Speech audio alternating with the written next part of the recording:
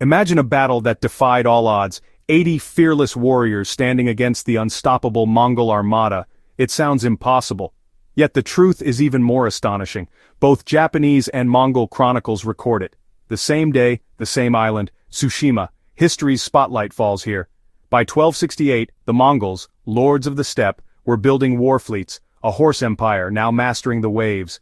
They harnessed Korean ships, sailors, and cutting-edge technology, melding power from across Asia. 15,000 Mongol and Chinese troops, up to 8,000 Korean soldiers, and 7,000 sailors, an invasion force like no other. They brought siege catapults, explosive ceramic bombs that shattered the silence, poisoned arrows, and battlefield technology the Japanese had never faced before. 300 massive ships and hundreds more small boats surged forward, a floating city of war. Japan had no national army. Defense fell to local lords and samurai, warriors bound by the Shuen system. Hojo Tokimune commanded Kyushu to be fortified, miles of stone walls rising at Hakata Bay. For Japan, it was an unprecedented act of defense, desperation forged into stone. But the Mongols struck first at a tiny vulnerable outpost, Tsushima. On Tsushima, Sukauni commanded just 80 mounted samurai and 300 islanders, fishermen, farmers, and hope. The island's narrow coasts and steep ridges offered no retreat, no escape for defenders or invaders.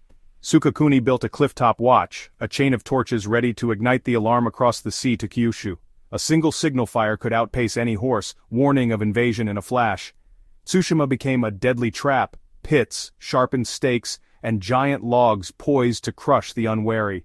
November 4, 1274, a lone ship appeared. Then, suddenly, a forest of masts and banners filled the horizon.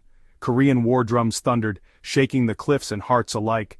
The Crescent Fleet formed, Korean ships on the flanks, Mongol troop carriers at the center, gunpowder ships lurking below. Black ceramic bombs exploded into fire and shrapnel, new, terrifying weapons that stunned defenders.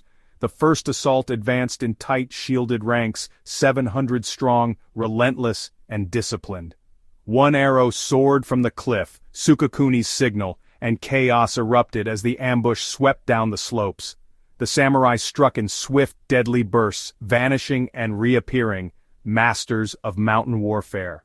In the tight passes, Mongol cavalry had no room, horses were useless and formations jammed, pits broke legs, stakes felled riders. Each hill became a new ambush. Huge logs rolled like battering rams, smashing shield walls. Their famed archers were blinded by trees and rocks. By late afternoon, the samurai's quivers were half empty. Shields cracked, arms bled. Sukauni gathered his last 80 horsemen for one final shock. They rode down the narrow strip of sand into darkness and fate. One thunderous charge and blades flashed. Steel met spear. The ranks buckled. Half of the samurai fell. Sukauni stood last, arrow in his chest, his blade clutched to the end. As night fell, the invaders pulled back, sleeping on their ships, shaken. The warning fires blazed toward Kyushu. Tsushima had bought precious time. Tsushima was devastated, but its mission was done. The invaders regrouped. The pause allowed Kyushu to prepare stronger defenses. Both Japanese and Mongol records confirm the clash, not a legend, but history. The story didn't end on Tsushima. Next came Iki and another heroic stand. 80 men, sharp minds, and brutal terrain slowed an empire. Want part 2?